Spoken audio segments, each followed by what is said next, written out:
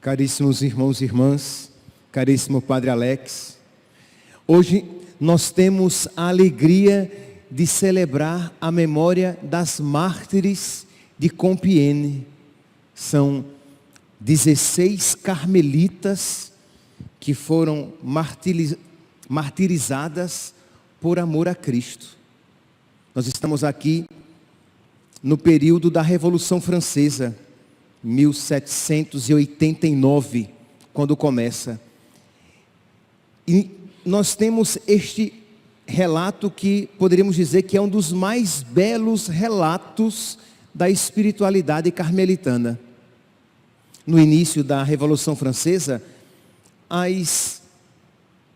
os desejos, aquilo que era pedido, eram reformas políticas, aparentemente justas, mas pouco a pouco foi se tornando uma outra coisa. De modo que, quando a Revolução começou, essas carmelitas, mulheres de profunda oração, previram até onde aquilo iria chegar. E elas se ofereceram como vítimas de expiação pela paz na França e pela liberdade da igreja. E aquele oferecimento, meus santos, foi acolhido por Deus. No chamado período do reinado do terror, quando as coisas ficaram muito acirradas, sangrentas, uma perseguição clara à igreja. Imagine, neste período, igrejas, mosteiros, carmelos eram fechados. Os religiosos eram obrigados a abandonar o hábito e ter vida civil. As cruzes eram derrubadas, os sinos eram derretidos, os objetos de piedade eram proibidos, procissões foram abolidas, festas religiosas proibidas. A semana de 7 dias foi modificada para 10 dias. Por quê? Porque o domingo era proibido de ser observado. Sacerdotes eram presos, afogados, fuzilados ou guilhotinados. A guilhotina funcionava diariamente. Pessoas guilhotinadas diariamente. Então, uma perseguição generalizada. E chegou ao Carmelo de Compiègne. Compiègne é uma região ao norte da França. E elas foram então, o seu Carmelo foi fechado. Elas foram obrigadas a abandonar o hábito. Foram espalhadas, porque não podiam viver mais juntas. E não podiam ter vida religiosa, mas elas persistiram, continuaram tendo naquilo que lhes era possível, fiéis aos seus votos, sua vida de oração, mesmo que proibidas de viver em comunidade, tentando ter uma vida reclusa o máximo possível, até que elas foram denunciadas. Meus irmãos, este período é o mesmo período que, por exemplo, o Curadás, São João Maria Vianney viveu.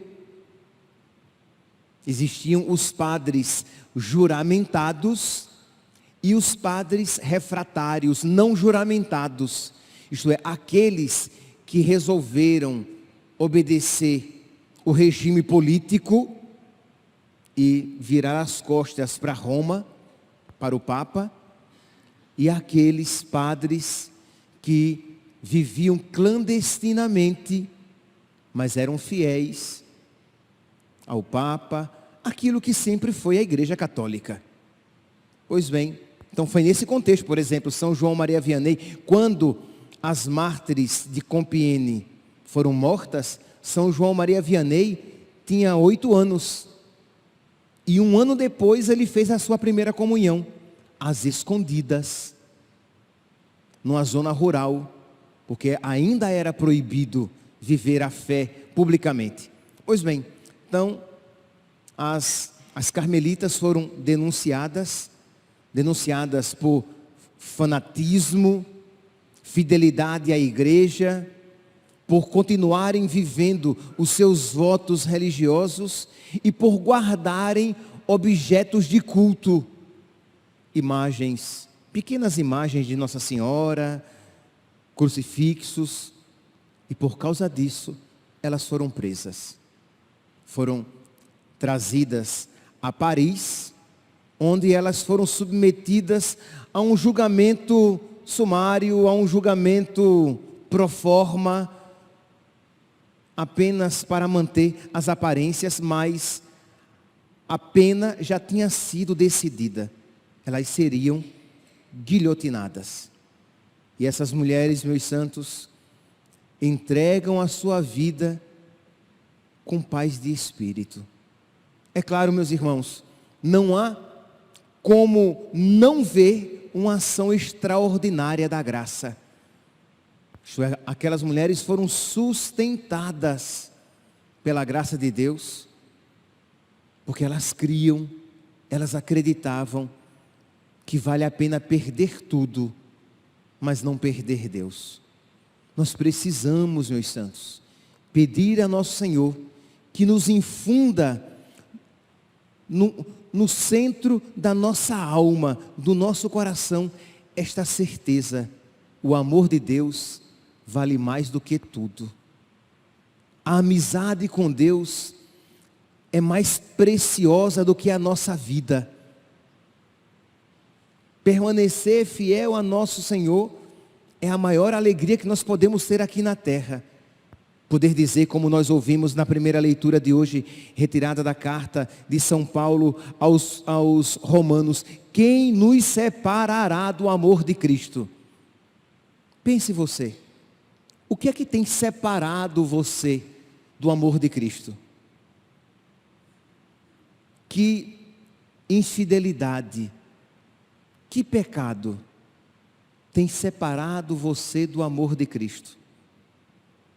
Provavelmente, meu santinho, se você comparar o que tem separado você do amor de Cristo com aquilo que foi, digamos, uma tentação de separar aquelas carmelitas do amor de Cristo, você vai ver que aquilo que tenta você, que derruba você, que afasta você do amor de Cristo, é algo tão frívolo, tão ridículo, inexpressivo, que não tem comparação.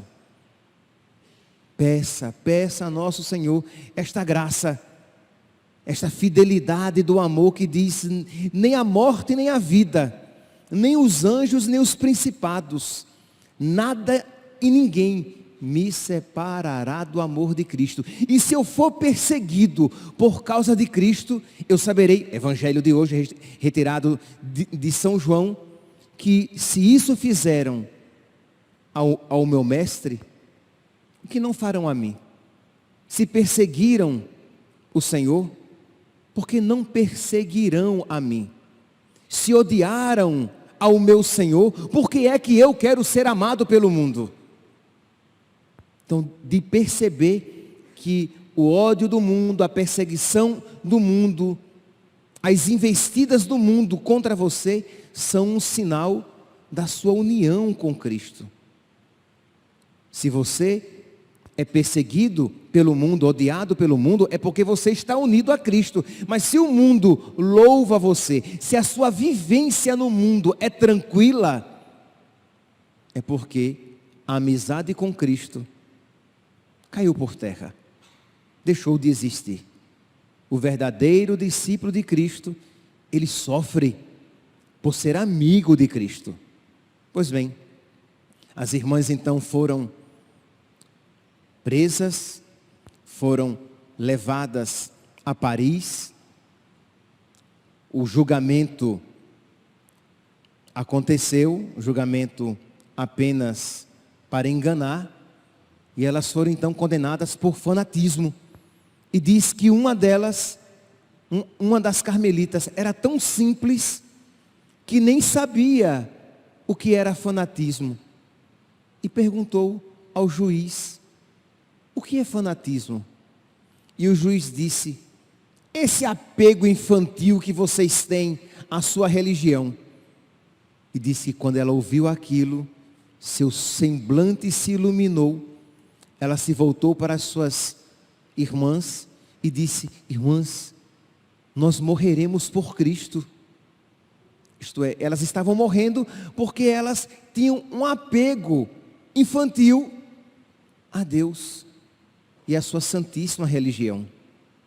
Deixai vir a mim as criancinhas, porque delas é o reino dos céus. Quem é criança diante de Deus?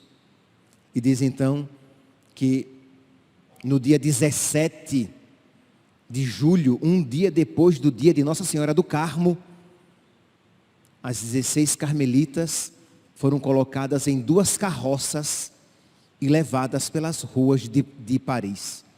Diz que a multidão ficou normalmente barulhenta, ficou silenciosa, quase que sem acreditar naquilo que estavam vendo.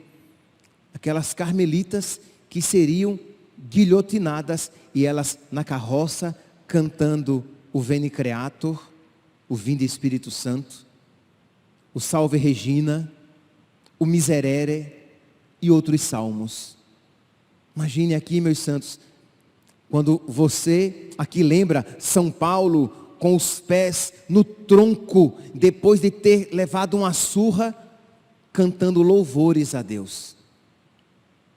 Isto é, o Espírito Santo que nos capacita a realidades que vão além das forças da natureza. O Espírito Santo pode então, meu santinho, capacitar você a viver sem o pecado. Você que colocou na cabeça que não é possível viver sem pecar.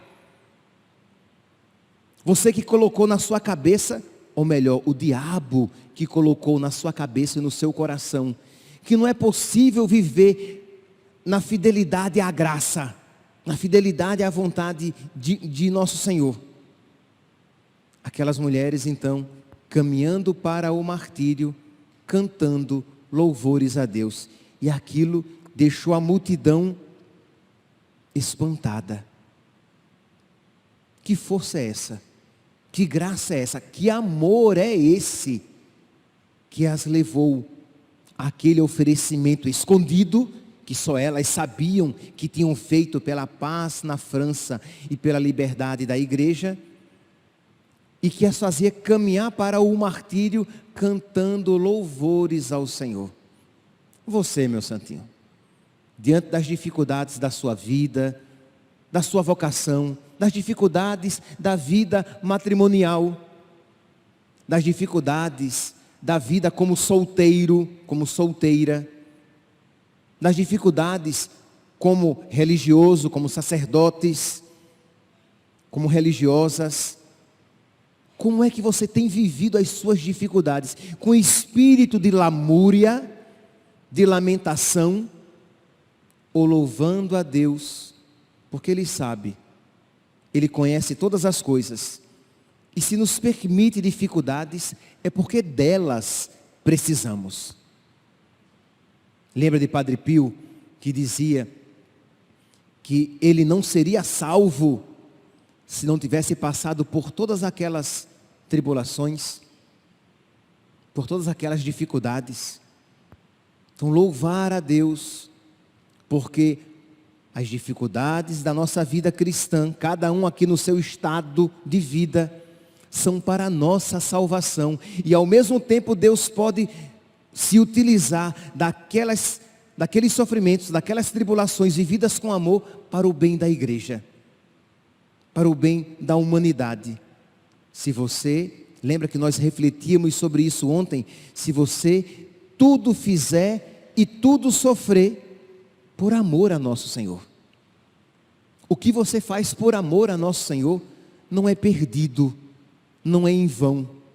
Imagine, a oração daquelas 16 carmelitas transformou a vida da França, da igreja e do mundo.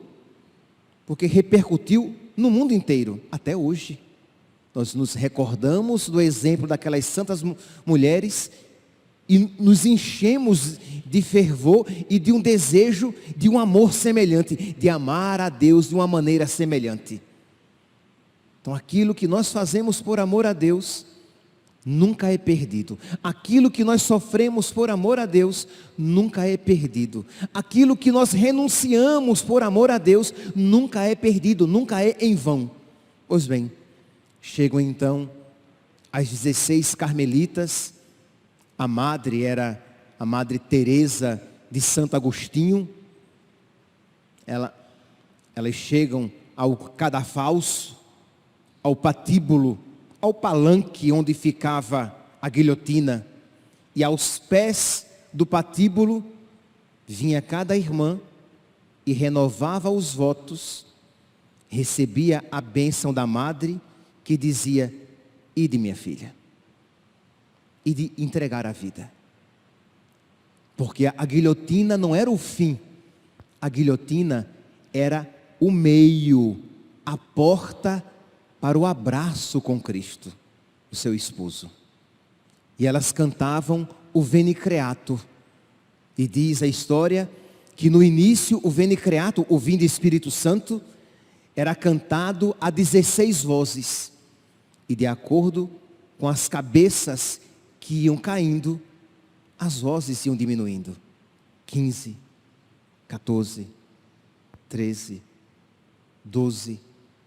Imagina aqui a cena daquelas carmelitas sendo guilhotinadas e cantando o Veni Creator. Chega então a última, a madre, que sobe a guilhotina, entrega a sua cabeça e se abraça com Cristo. A morte não era o fim. A morte era a porta para a vida. Meus irmãos, celebrar as mártires de Compiègne é pedir a Deus uma fidelidade semelhante, uma fé corajosa. O mundo atual quer viver a fé às escondidas, de uma maneira medrosa, desanima na primeira dificuldade. Peça esta fidelidade, essa fidelidade até o sangue, até as lágrimas. Você já chorou por viver a sua fé? Você já chorou pelo peso da cruz, mas ao mesmo tempo chorou de amor a nosso Senhor, dizendo: Senhor, está difícil contigo, mas eu não te largo. Quem nos separará do amor de Cristo? Que cada um aqui, meu santo, pense nas suas dificuldades, nas suas tribulações, naquilo que tem sido uma tentação do inimigo para fazer você vacilar, e renove a sua súplica de fidelidade. Nós precisamos, meus santos, não pensem vocês que essa realidade é uma realidade longínqua. Há algumas décadas vivíamos isso lá no México, os cristeiros morrendo porque não podiam viver a sua fé. Mas não apenas há algumas décadas, agora, na Nicarágua, em Cuba, na China, na Coreia do Norte e em outros países, os cristãos estão vivendo o martírio por causa da sua fé. Igrejas fechadas, padres e religiosos perseguidos e mortos, imagens quebradas, crucifixos derrubados, sinos derretidos, relíquias profanadas. Tudo isso tem procissões proibidas, dias festivos extintos, o domingo proibido. É quando você vê a dificuldade desses nossos irmãos cristãos católicos passando por isso, aí você olha para as suas dificuldades. A sua dificuldade é renunciar à saia curta e à blusa apertada. A sua dificuldade é acordar cedo para vir à missa. Nossa, que dificuldade. A sua dificuldade é ter um namoro correto, enquanto eles, a dificuldade é testemunhada com o sangue. Eles vêm à missa às escondidas, ainda hoje. Vão à igreja, vão receber os sacramentos às escondidas. Eu falava de São João Maria Vianney, que ele e a sua família, eles não iam às missas dos padres juramentados. Não. Eles não são fiéis à Igreja de Cristo. Eles não são fiéis a Cristo. Eles obedecem o Estado, uma religião do Estado. Eles caminhavam quilômetros. Acordavam de madrugada para fazer longas caminhadas. Eles não tinham carro. Eles caminhavam longos quilômetros e com o perigo de serem descobertos no meio do caminho e presos. Aí você deixa de vir à missa porque, sei lá, está fria. O tempo está frio. É de cair o queixo. A mediocridade a que chegamos. E meus irmãos, diz a história que 10 dias depois da morte, do martírio das carmelitas, aquele período sangrento, aquele período de terror cessou. A revolução ainda continuou, mas aquele período sangrento cessou. 10 dias depois, Robespierre foi preso e o regime caiu por terra. O regime do terror caiu por terra. Que hoje então, olhando essas santas mulheres, essas virgens e mártires, peçamos a nosso Senhor que coloque no nosso coração um amor ardoroso, um amor semelhante a nosso Senhor e a sua igreja. Louvado seja nosso Senhor Jesus Cristo, para sempre seja louvado.